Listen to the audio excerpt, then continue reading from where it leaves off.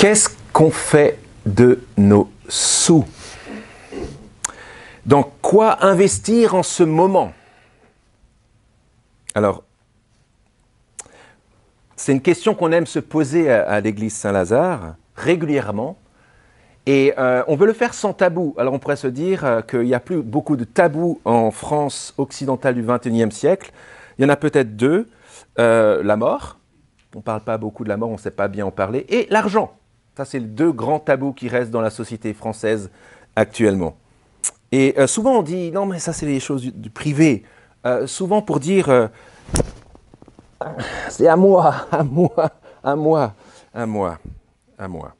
C'est souvent ça qu'on veut dire par c'est une affaire privée. Mais il y a des bonnes manières de réfléchir à la question de l'argent. Et l'argent fait partie de la vie. C'est pourquoi, à peu près dans cette même période toutes les années, en tout cas une fois dans l'année, on veut intentionnellement prendre 1 ou 2 dimanches pour réfléchir à la question des finances, de l'argent, des richesses, des biens matériels. Et on a déjà un peu commencé la semaine dernière sur la question du fait qu'on était si précieux devant Dieu. C'était le dernier point de notre série sur la question de l'identité. Et en tout cas, ce qu'on veut se dire avec l'église Saint-Lazare, c'est non seulement on veut le faire, mais on veut le faire de la bonne manière. Et une bonne manière de réfléchir à cette question de l'argent, c'est de méditer sur ce que dit la Bible au sujet de l'argent. Beaucoup de textes de la Bible parlent de notre rapport à l'argent, des pièges de l'argent, mais aussi des opportunités que donne l'argent. Mais par exemple, ce texte de Paul, le dernier volet de la lecture que Laurence nous a lu avant, au chapitre 4 de la lettre de Paul aux Éphésiens, au verset 10 jusqu'au verset 20, c'est un endroit où Paul parle de cette question. Et je vous invite à garder vos Bibles ouvertes parce que c'est ça qu'on veut faire. On veut vérifier, on veut voir la logique de Paul. On veut voir comment le Saint-Esprit a poussé Paul à écrire quelque chose d'encourageant aux Philippiens, à une église, de manière à ce que nous puissions être aussi encouragés quelques siècles après. Ce qui est intéressant, c'est que Paul écrit à une église et voilà à quoi on pourrait comparer leur relation. Alors, la ville de Philippe était composée de vétérans de l'armée romaine qui avaient eu l'habitude de servir dans l'armée romaine et puis on leur avait laissé un lopin de terre et quelques propriétés dans cette région-là et autour de sa ville. Il y avait beaucoup à cette époque-là, de vétérans romains dans cette région-là, au nord de la Grèce actuelle, en Macédoine. Et ils avaient eu l'habitude de se battre comme ça. Donc vous avez peut-être entendu parler, peut-être en lisant Astérix, je ne sais pas si c'est votre culture, c'est la mienne en tout cas, des tortues. Ça, c'est mon frère qui est professeur d'histoire-géographie qui m'en a parlé, du fonctionnement d'une tortue. C'est des protections pour avancer pas à pas. Et l'idée, c'était que tu tenais le bouclier et tu laissais un espace pour que ton voisin, avec son épée, défende et avance, mais te défende. Donc, tu défendais, il attaquait. Tu défendais, il attaquait. Donc, c'était pour... et puis tu multiplies après les tortues les unes après les autres, ça faisait des phalanges, etc. Donc ça fait comme des mâchoires qui avancent, d'une manière synchronisée et avec un partenariat extrêmement fort. Il fallait être synchrone pour pouvoir vraiment bien se battre. Et c'est ce qui a fait le succès de l'armée romaine. Et Paul, quand il parle à cette église-là, faite bien sûr d'autres personnes, mais aussi avec des vétérans de l'armée romaine, peut-être bien que certains d'entre eux se disent « Ah, la manière avec laquelle il imagine qu'on travaille pour l'Évangile ressemble à comment je me battais à l'époque. » C'est-à-dire d'une manière solidaire, coordonnée, synchrone, de manière à avancer ensemble. L'église de Philippe, et c'est ce qui fait la joie de Paul. C'est pour ça qu'on a souvent dans l'histoire de l'Église appelé cette petite lettre l'épître à la joie. C'est que c'était une Église entière qui était partenaire de Paul, solidaire à tous égards pour le ministère de l'Évangile, la bonne et grande nouvelle de Dieu dans le monde. Jusque dans l'investissement financier. Il y a plusieurs manières de s'engager. Beaucoup de manières de s'engager tout entier pour le service de l'Évangile. Mais là, cette partie-là de la lettre pointe sur la question de l'investissement financier. Alors, la semaine dernière, on a entendu Jésus qui nous a dit, merci Laurence de l'avoir relu ce texte, que Jésus nous dit, ne vous amassez pas des trésors sur la terre, mais amassez des trésors dans le ciel, où ça va durer. Et la question qu'on pourrait se poser en écoutant Jésus, qui nous rappelle par ailleurs que Dieu pourvoit quotidiennement à nos besoins, c'est comment faire? Comment ça se passe? Comment on peut faire là pour amasser des trésors dans le ciel? Et je pense que dans ce texte, Paul explique à une église comment ça marche. Comment amasser des trésors dans le ciel et pas sur la terre. Alors, on garde nos Bibles ouvertes, on va vérifier ça ensemble. Et puis, peut-être l'instruction ou l'encouragement général de Paul, ce serait celui-là, pour nous encore aujourd'hui, placez votre argent au bon endroit. Et il le dit de cette manière. Avec un petit questionnement au départ, est-ce que vraiment l'investissement pour la question de l'évangile, c'est un investissement qui est utile ou inutile? On va voir qu'on va pouvoir se poser la question. Mais après, il montre que c'est une transaction incomparable, unique, au point qu'on devrait vraiment miser sur cet investissement-là. Et il finit en montrant que c'est un investissement incroyable, parce que le placement est garanti. Et garanti, si vous cherchez un garant pour faire une transaction, le garant dont Paul parle est le garant avec un grand L et un grand G. C'est le garant éternel. Et c'est la raison pour laquelle on veut apprendre à placer notre argent au bon endroit, c'est-à-dire pour le service de l'Évangile. Alors, regardons d'abord les versets 10 à 14. On jette un œil là-dessus. Est-ce que l'investissement pour la cause de l'Évangile est un investissement inutile? On peut se poser la question en lisant l'entrée en matière de Paul. Et ce que je propose de faire dans notre déroulement, là, dans notre méditation, c'est que d'abord, on regarde la logique de Paul dans le texte, le déroulement de son argument. Et puis ensuite, on va tirer des conclusions pratiques, de voir comment nous, on peut mettre en pratique cette logique-là pour aujourd'hui. Mais cette question-là, on la voit en lisant ce que Paul dit. Et tout avait bien commencé. Regardez le verset 10, Paul qui leur dit « J'ai éprouvé une grande joie dans le Seigneur à voir refleurir votre intérêt pour moi. » C'est-à-dire intérêt via leur générosité. Refleurir parce qu'ils avaient dans leur ADN, dans leur culture d'église, l'habitude d'être généreux et de donner de l'argent pour l'Évangile. Cet intérêt, dit Paul, vous l'aviez bien, mais l'occasion vous manquait. C'est comme s'il mettait de côté les choses en attendant pour voir s'il y avait une opportunité dans laquelle se lancer financièrement. Cet intérêt, vous l'aviez bien, mais l'occasion vous manquait.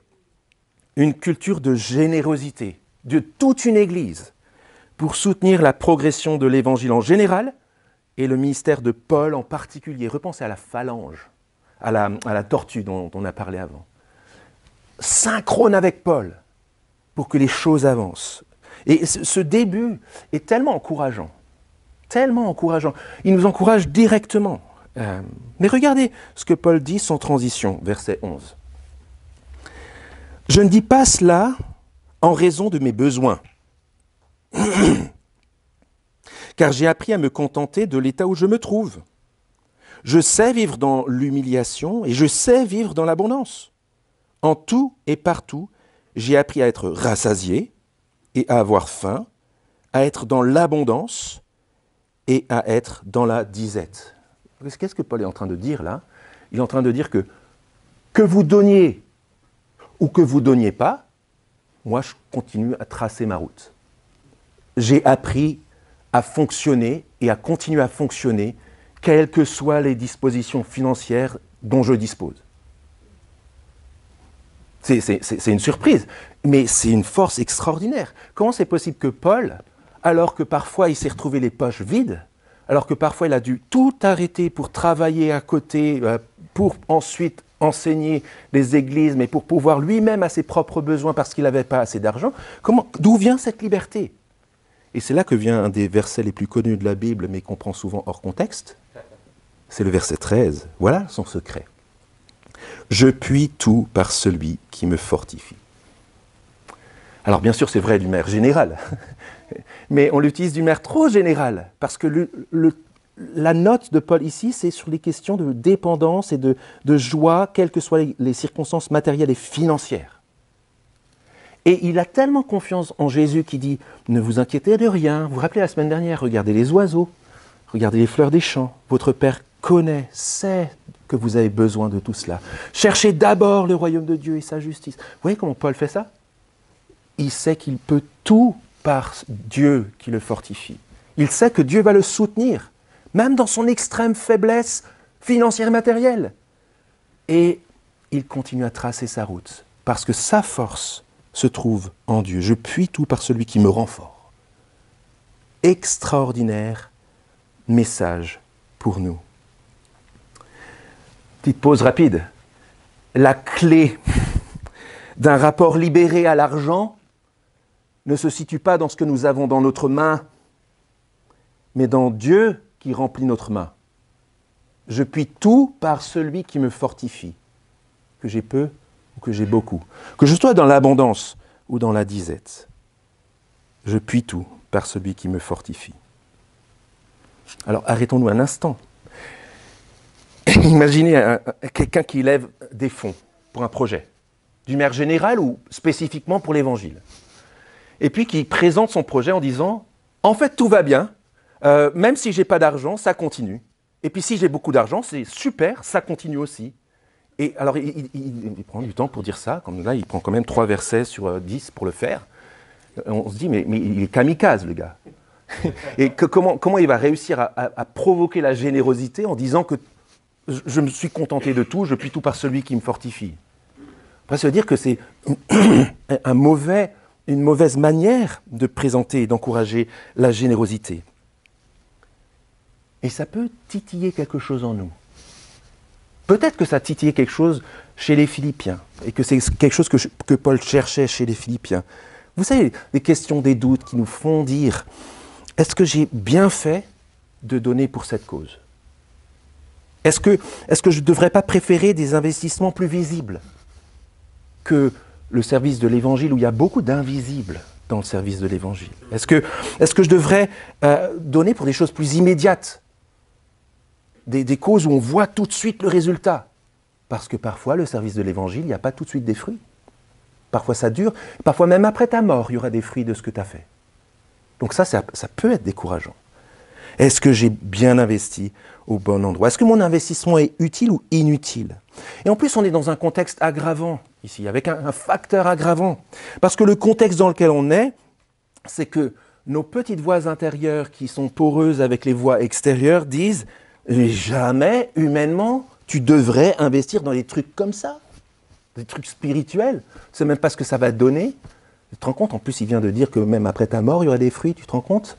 Le truc, c'est inimaginable, humainement. Donc des doutes qui peuvent nous traverser.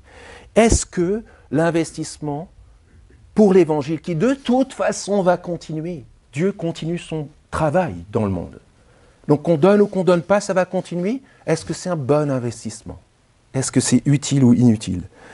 Mais regardez la conclusion de Paul après sa démonstration de toute suffisance, de toute dépendance avec Dieu. Regardez sa logique au verset 14.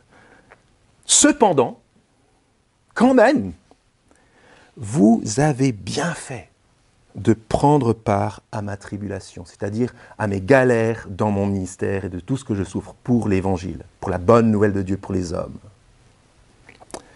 Prendre part financièrement. Donc ça veut dire que Paul a quelque chose en tête qui nous pousse vers la suite. On veut savoir pourquoi les Philippiens ont quand même bien fait de donner, même si l'Évangile continuait à avancer. Et en fait, la suite du texte nous aide à comprendre l'enthousiasme et la joie de Paul. Ils ne pouvaient pas investir au meilleur endroit. Impossible. Et Paul montre pourquoi dans la suite. Une transaction incomparable. Alors j'ai regardé dans le petit Robert ce que c'est une transaction. Alors ceux qui sont plus dans l'économie, les finances et la banque pourront compléter tout ça tout à l'heure, il n'y a pas de problème avec ça. En économie, c'est un contrat entre un acheteur et un vendeur, un deal entre deux parties. Et en bourse, c'est une opération effectuée dans les marchés commerciaux et financiers, dans le but évidemment que ça fasse des bébés, que ça produise de la richesse. Et il y a une expression de Paul qui nous conduit vers cette conclusion à partir du verset 15. Regardez le verset 15. Paul dit, deuxième partie, quand j'ai quitté la Macédoine, donc la région de Philippe, aucune église, si ce n'est la vôtre, n'entra en compte avec moi pour ce qu'elle donnait et recevait. Il y avait une sorte de donnant-donnant, une transaction qui se passait entre Paul et les Philippiens. Et le terme « compte » ici rend directement compte d'un discours financier, comptable. Paul dit, il y a de la comptabilité derrière ce que vous êtes en train de faire. Et visiblement, vous voyez comment ça tranche avec l'ambiance des autres églises, les Philippiens avaient compris un truc que plein d'autres églises n'avaient pas compris. Et on va voir, c'était une église qui n'était pas reluisante, pas grande, pas riche, mais ils avaient pigé un truc que d'autres églises n'avaient pas compris. C'est qu'en entrant en compte avec Paul, avec une logique de on donne et on reçoit un truc, on reçoit quelque chose qui va permettre le mouvement de l'évangile, il y a une transaction irremplaçable qui est en train de se passer. Et puis au verset 17, la répétition de ça, et Paul est encore plus précis au verset 17. Ce n'est pas que je recherche le don. Ce que je recherche, c'est le fruit abondant porté à votre compte. Qu'est-ce que Paul est en train de dire? C'est le même mot, compte. De votre comptabilité, de votre compte en banque céleste. Paul est en train de dire que lorsqu'ils investissent dans le ministère de Paul financièrement, il y a un retour sur investissement au ciel. C'est que 1 euro donné, ou je ne sais pas ce que c'était à l'époque, un sesterce, non j'en sais rien, un denier donné, voilà par exemple, je ne sais pas, pour la cause de l'évangile, le retour sur investissement, c'était que cet argent périssable donnait une monnaie éternelle, une richesse qui n'allait pas s'enlever. Et voilà comment Paul les encourage à voir que Dieu produit par l'argent les espèces sonnantes et trébuchantes de la monnaie céleste. L'argent qu'il donne pour l'évangile porte de fruits pour le royaume éternel de Dieu. Chaque centime versé, Dieu s'en sert pour créer de la richesse qui ne va jamais s'enlever. Chaque centime d'euro. C'est comme ça que Dieu change notre argent terrestre, qui fond comme neige au soleil, en valeur céleste, éternelle, en vraie valeur. C'est comme ça qu'on amasse des trésors dans le ciel. Alors, fort de cet éclairage de Paul, on va revenir sur la manière avec laquelle les Philippiens donnent. Et imaginez l'encouragement. Regardez comment ils donnent, verset 15. Au commencement de la prédication de l'Évangile, c'était bien ça qu'ils avaient en tête. Quand j'ai quitté la Macédoine, aucune église, si ce n'est la vôtre, n'entra en compte. Vous avez tout compris. Verset 16, ils continuent à montrer la valeur de leur investissement. Vous avez été les seuls à le faire. Car à Thessalonique déjà, et à 2 reprises, vous m'avez envoyé de quoi pourvoir à mes besoins. Donc ils se sont dit, en lisant ça, et en voyant le fonctionnement le bureau de change que Dieu met en place, où tu donnes 1 centime et puis il y a un résultat en richesse éternelle, ils se sont dit, on a eu raison d'investir dans cette cause-là. C'est une transaction incomparable. Je ne veux pas être partie prenant dans une autre transaction que celle-là. En d'autres termes, nous voulons voir avec ce que Dieu veut pour le monde, et c'est la raison pour laquelle il retient la fin du monde encore, c'est la raison pour laquelle il est patient, c'est qu'il veut des hommes et des femmes dans son ciel, c'est ça sa richesse, et il veut voir de la conversion des gens. Et si nous voulons voir la conversion des personnes, il faut convertir notre argent pour le ministère. Et si nous voulons convertir notre argent pour le ministère, ou convertir notre argent pour la cause de l'Évangile qui va conduire à la conversion des gens, il faut que notre poche se convertisse. que notre compte en banque se convertisse. Quand on dit que Jésus est notre Sauveur et notre Seigneur, il sauve et il dirige jusqu'au fond de nos poches et de notre compte en banque. La conversion de notre compte en banque conduit à la conversion de notre argent pour des causes de l'Évangile, pour que l'Évangile se propage. Et lorsque l'Évangile se propage, des hommes et des femmes se convertissent. Alors à vues humaines, honnêtement, et je ne sais pas de quel arrière-plan vous êtes, je ne sais pas si vous avez l'habitude de ce type de discours, mais ça paraît complètement fou. À vues humaines, on prend des risques considérables. Est-ce qu'on n'est pas en train de donner à fond perdu? Comment être sûr qu'on ne se trompe pas? Tout simplement parce que la garantie de cette transaction-là, c'est pas Paul. Et d'ailleurs, il a dit, je suis pas intéressé. Cherche pas le don. Donc Paul, intéressé dans le sens aussi financier, il n'y a pas d'intérêt. Il ne touche pas un intérêt. C'est pas Paul la garantie, mais c'est Dieu lui-même. Bien sûr. Et c'est là qu'on pourrait le dire, on pourrait le redire plus tard, on pourrait en discuter dans le hall tout à l'heure. Bien sûr que toute cette réflexion-là nous force à la cohérence de foi. Je veux de cette transaction incomparable et je veux investir pour le ciel. Ça me force à me poser la question, est-ce que je crois vraiment que Dieu est vivant? Et est-ce que je crois vraiment que la promesse du Dieu vivant conduit à la certitude de la vie éternelle? Et est-ce que je crois vraiment que les promesses de Dieu de résultats dans la vie éternelle, que mon investissement pécuniaire ici va porter des fruits dans la vie éternelle, c'est la réalité ou c'est la fiction? C'est une vision spiritualiste ou vraiment ce qui va se passer? Vous voyez, on est au cœur de la foi chrétienne. Je crois en Dieu le Père, Créateur, je crois en Jésus-Christ, son Fils unique. Il reviendra de là pour juger les vivants et les morts. On croit dans la vie éternelle. Si nous croyons vraiment cela, alors ça doit se voir jusque dans nos biens matériels, dans nos finances. Ça, c'est le test des finances. Comment est-ce que notre budget personnel, familial, traduit notre foi que la vraie vie, c'est pour bientôt, c'est pour après la mort. Qu'elle a commencé maintenant, mais que toutes les valeurs et les retours sur investissement vont venir après. C'est sûr que si j'ai du mal à croire ça, je vais avoir du mal à investir pour cette vie-là. Je vais tout miser pour là, pour ici et maintenant. La mise à l'épreuve concrète de notre foi dans le flouze, l'oseille, les pépettes, l'argent. C'est un sacré défi pour nous. Une transaction incomparable. Et elle est incomparable parce que c'est un placement garanti.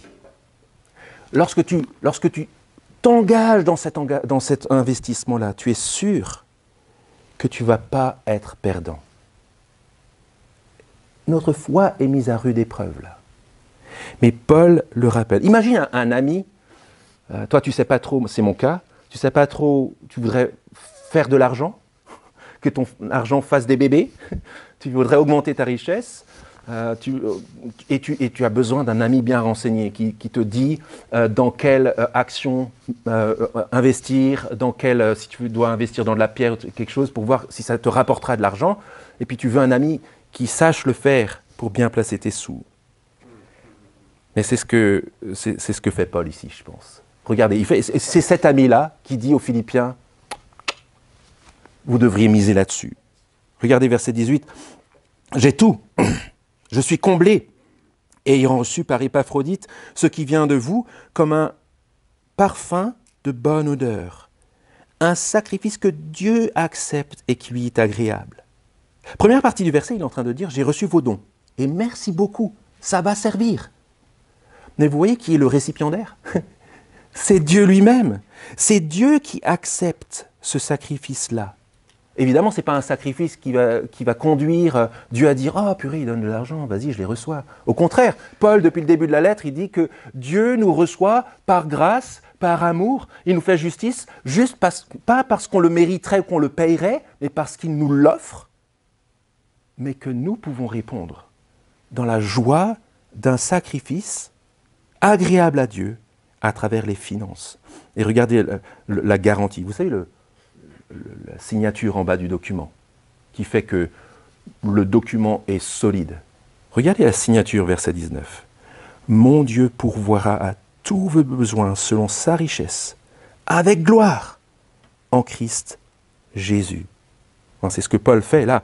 Il est en train de dire, tu signes ce document, et en fait, bien sûr, c'est une transaction où il y a deux parties. Tu es un des parties, vous êtes en tant que l'Église un des parties, mais l'autre partie, c'est pas moi, dit Paul, c'est Dieu qui signe l'autre partie. Et c'est ça qui fait que votre investissement, votre placement est garanti. Quand des hommes et des femmes de son peuple deviennent des partenaires de l'Évangile jusqu'au fond de leur poche et de leur compte en banque, investissent et s'investissent dans son royaume, Dieu s'en réjouit. Dieu prend soin d'eux. Et Dieu leur confie encore, et encore, et encore de l'argent pour qu'ils continuent à miser au bon endroit.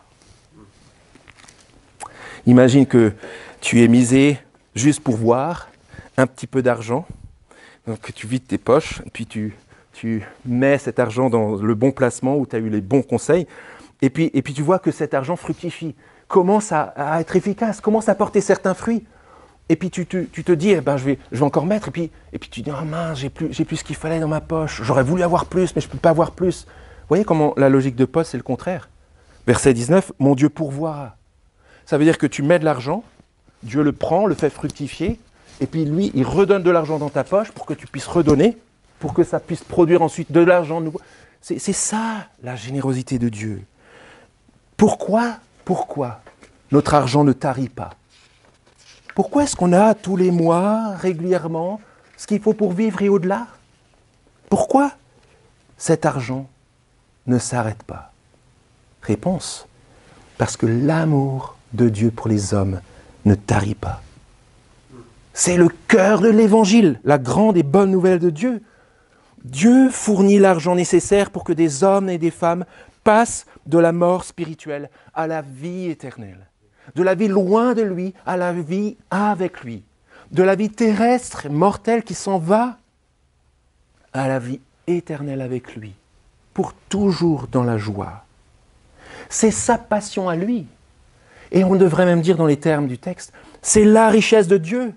Dieu, il veut être riche dans le ciel. Et sa richesse, la richesse qu'il cherche, c'est des hommes et des femmes qui l'aiment et qui sont autour de lui pour toujours dans l'éternité. C'est cette richesse-là que Dieu cherche. Vous voyez la disproportion dans la transaction? Tu donnes quelques centaines d'euros dans ta vie, et puis il y a une richesse éternelle qui va durer, bien plus précieuse que la plus grande des fortunes ici. Des hommes, des femmes, des vies qui se développent et qui vivent dans leur plein potentiel, pardonnés dans la présence de Dieu. Vous comprenez le verset 20? À Dieu notre Père, la gloire au siècle des siècles. Amen. Placez votre argent au bon endroit. Alors là, si on n'a pas compris ce que c'est le bon endroit, discutons-en tout à l'heure. Ce texte produit un état d'esprit, la pensée de partenaire des Philippiens pour l'Évangile. C'est extraordinaire de voir comment Paul se réjouit, non pas d'individus, mais de toute une Église qui fait corps pour comprendre cela. Et on voit en quoi, et là on prend quelques minutes maintenant, pour voir les implications pour nous. Comment réellement répondre à ce texte. Alors peut-être que Je ne sais pas d'où vous venez, je ne sais pas si c'est la première fois que vous êtes à l'église Saint-Lazare, ou peut-être même dans une église, Dieu, Jésus, tout ça, vous ne savez pas, vous voyez, vous avez une connaissance peut-être médiatique de ce que c'est la foi chrétienne. Et alors vous vous dites peut-être, hein, voilà, une église qui parle d'argent, moi je ne suis pas très à l'aise, est-ce qu'il faut que je parte on peut avoir peur des sectes, de la gestion opaque de l'argent, et il faut en avoir peur. Mais la bonne nouvelle pour nous, c'est qu'on est dans la France du XXIe siècle et que l'État contrôle et protège soigneusement ces dérives. Il y en a, mais l'État veille. Et Dieu a placé l'État pour ça. Donc, il n'y a pas de crainte à avoir là-dessus. Et plus encore, l'État, bien sûr, ne soutient aucune église ou mouvement religieux, et c'est bien. Moi, je suis favorable à la question de la laïcité. Mais il y a plus encore. C'est que l'État, quand même, offre un cadre associatif qui est rigoureux, qui est sécurisé pour qui désire investir dans la valeur ciel, pour qu'il n'y ait pas de dérive. Heureusement que c'est le cas. Et ce n'est pas le cas dans toutes les régions du monde, mais c'est le cas en France. Et on doit s'en réjouir. Et c'est sécurisant pour réfléchir. Mais il y a plus encore. Pour vous qui peut-être vous posez des questions sur la foi chrétienne et vous voyez des chrétiens réfléchir à l'argent, en faisant cela, qu'est-ce qu'ils font ces chrétiens-là, l'église Saint-Lazare, en réfléchissant à Dieu et mes sous? Eh bien, sur la base de ce qu'on vient de voir dans ce texte de Paul, on doit dire que, en réfléchissant à l'argent de cette manière-là, c'est à vous que l'église Saint-Lazare pense. Ici, il y a des gens qui réfléchissent dur et qui donnent généreusement pour la cause de l'Évangile parce qu'ils savent que quand ils le font, des gens entendront parler de l'amour de Dieu et placeront leur foi en Jésus-Christ son Fils, seront sauvés et pardonnés, promis à la vie avec lui pour toujours. C'est pour ça qu'on réfléchit à l'argent à l'église Saint-Lazare. C'est pour vous qu'on réfléchit à l'argent. Parce qu'on veut voir votre valeur être plus que juste de l'argent, mais une vraie valeur éternelle devant Dieu. C'est pour vous que nous réfléchissons à ces questions. Reste encore la question, comment s'organiser ? Comment s'organiser ? Et alors, je finis avec quelques expériences tirées de diverses échos que j'ai entendus, des choses que j'ai essayé de mettre en place, pas toutes. Voilà, c'est une liste ininterrompue. J'imagine que dans le hall tout à l'heure ou dans le repas, pour ceux qui se font un repas en resto, etc., on continue à parler de ces questions en mettant en commun nos idées. Première chose qu'on devrait dire, que c'est pas la quantité qui compte. Chacun est partenaire, quels que soient ses moyens. Et c'est clair qu'on parle souvent de 10% de dîme de notre revenu. Dans l'Église, c'est pas comme dans l'Ancien Testament, c'est plus la norme, c'est plus l'obligation. On est libre totalement par rapport aux 10% de nos revenus. Certains peuvent donner beaucoup plus, certains beaucoup moins. 10% suivant les revenus qu'on a, c'est pas la même valeur pour toutes les bourses. Et on est libre de se rappeler ça. On n'a pas l'obligation des 10%, ni en dessous ni au-dessus. Et on se rappelle d'une parole, d'un moment, ce n'est pas une parabole, c'est Jésus qui l'a vraiment fait, dans le temple à Jérusalem au 1er siècle, qui regarde avec ses disciples comment des gens donnent. Et il y a quelqu'un qui donne des liasses et des liasses de billets, il n'y avait pas de billets à l'époque, c'est une image, mais qui met des liasses et des liasses, et une veuve qui donne quelques pièces. Leçon de Jésus, cette veuve a donné plus que cet homme, parce qu'il a donné de son superflu, et elle a donné un peu de son nécessaire. Passons aux Philippiens. Toujours dans la logique, ce n'est pas la quantité qui compte. Les Philippiens, au contraire de ce qu'on pourrait s'imaginer en lisant cette lettre, n'étaient pas riches du tout. Mais Paul les prend comme exemple pour une église très riche, l'église de Corinthe. Très orgueilleuse et très riche. Et voilà ce qu'il dit des Philippiens. Quoique très éprouvés par des tribulations, leur joie débordante et leur pauvreté profonde ont produit avec abondance de riches libéralités. Selon leurs possibilités, je l'atteste, et même au-delà de leurs possibilités, de leur plein gré, ils nous ont demandé avec beaucoup d'insistance la grâce de participer, partenariat, à ce service en faveur des saints, des chrétiens. C'est plus que nous n'en avions espéré. Ils se sont d'abord donnés eux-mêmes au Seigneur et à nous, par la volonté de Dieu. Et enfin, sur cette base-là et ce rappel-là, ce n'est pas la quantité qui compte, chacun est partenaire, c'est que l'investissement dont Paul parle ici est un investissement pas individuel ni individualiste, mais collectif. Dans la logique que ce sont les petits ruisseaux qui donnent les grandes rivières. Et laissons Dieu s'occuper de ça. Ça veut dire qu'on a la liberté et l'inventivité pour réfléchir chacun avec nos moyens, que ce soit de l'argent de poche pour les plus jeunes, une bourse, que ce soit un petit salaire ou un grand salaire, que ce soit des primes, des bonus, que ce soit juste un salaire juste qu'il faut ric-rac avec lequel on peut vivre. On a la liberté et l'inventivité pour réfléchir volontairement comment investir pour le bien qui dure, comment convertir notre argent pour le bien éternel. On pourrait par exemple convertir une sortie ciné, une sortie resto, un petit plaisir en argent qui servirait à être donné pour l'Évangile. Sur un mois, ce n'est pas énorme, mais pour l'éternité, ça dure toujours. Soyons inventifs, chacun à son niveau et chacun selon ses moyens.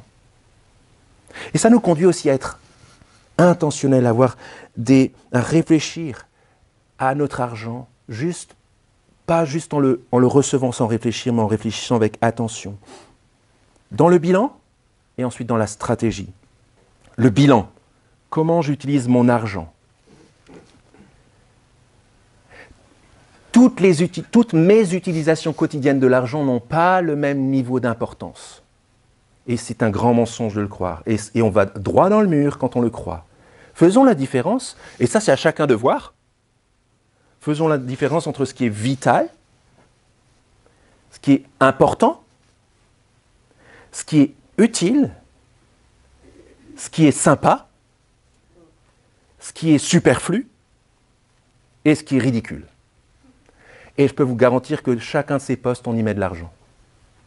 Et ce n'est pas aux uns de dire aux autres « tu fais n'importe quoi ». Peut-être dans une famille et un couple, ça pourrait être sympa d'en discuter, ou entre amis proches.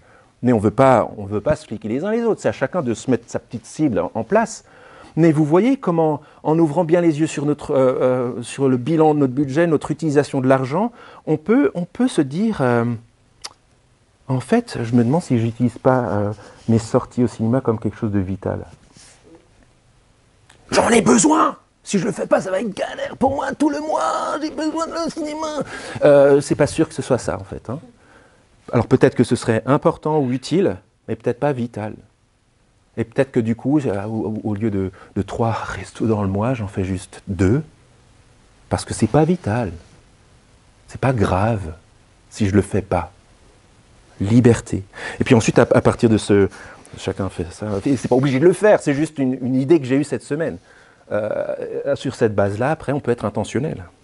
On peut avoir une stratégie. Comment je vais utiliser mon argent? Et c'est là-dessus que je finis. Un budget intentionnel, c'est un budget où on réfléchit en début de mois et pas en fin de mois. Si éventuellement il me reste quelques pièces en début de mois, parce que je suis intentionnel et que je mets les priorités au bon endroit. Et puis aussi en début d'année. Alors on a passé le début de l'année, mais c'est quand même utile de se dire. C'est passionnant de se poser, alors soit au début de l'année, c'est-à-dire septembre, soit au début de l'année, c'est-à-dire début de l'année calendaire, et on fixe des régularités. Je traduis ma vision, mon cœur pour l'Évangile en budget. Je veux que dans mon budget, quand je regarde mon budget, ça se voit en quoi je crois. Et ça se voit quelles sont les bonnes valeurs. Et enfin, comment est-ce que je pourrais, c'est pas donné à tout le monde, mais quand même je le dis, comment est-ce que je pourrais, on a parfois dans une année des bonnes nouvelles financières. Voilà, il y a un remboursement, il y a un bonus, il y a un 13e mois, il y a des bonnes nouvelles. Et la question ce serait, comment est-ce que je pourrais faire écho de mes bonnes nouvelles personnelles pour la bonne nouvelle éternelle? Comment est-ce que je pourrais reverser un petit peu de la bonne nouvelle que j'ai reçue financièrement pour la bonne nouvelle éternelle? Chacun répond, mais je trouve que c'est utile de se dire, on ne veut pas que ce soit une bonne nouvelle juste pour notre nombril, on veut que ce soit une bonne nouvelle qui devienne la bonne nouvelle éternelle pour d'autres. Un état d'esprit, la pensée de partenaire, c'est ce qu'il y a au cœur de Paul. Et c'est la promesse pour nous. Encourageons-nous, prions, continuons à discuter, à nous donner nos idées, passionnés qu'on est par la transaction irremplaçable. Je vous invite à un temps de silence.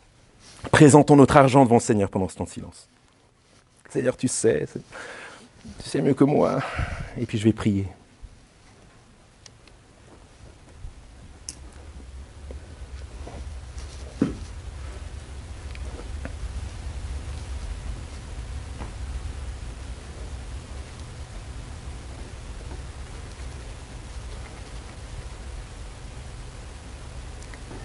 Notre Dieu, notre Père, tu entends nos prières qui vont sans doute se continuer dans la journée, dans la semaine, dans nos vies, nous t'en prions. Tu connais nos stress, nos peurs. Tu vois les besoins, on a besoin d'être, les endroits où on a besoin d'être rassurés par toi. Tu vois les endroits dans nos vies où on a besoin d'être secoués par toi. Et merci parce que ce texte le fait sans concession, mais aussi avec une grande dimension d'encouragement. Nous te prions, Seigneur, que lorsque tu reviendras, nous nous retrouvions tous là, autour du trône, en train de se réjouir de l'investissement placé au bon endroit. Nous te prions, Seigneur, que le moindre centime qu'on met de côté puisse servir à des richesses éternelles. Et c'est totalement bluffant, Seigneur, de penser que la richesse qui la tienne, c'est tu trouves ta gloire dans le fait que des hommes et des femmes passent dans ton ciel par l'Évangile. On veut investir dans cette valeur-là, Seigneur. Aide-nous à le faire. Pardonne-nous pour notre utilisation stupide, parfois, de l'argent. Et donne-nous d'être sages, enthousiastes, pour la gloire de ton nom. Amen.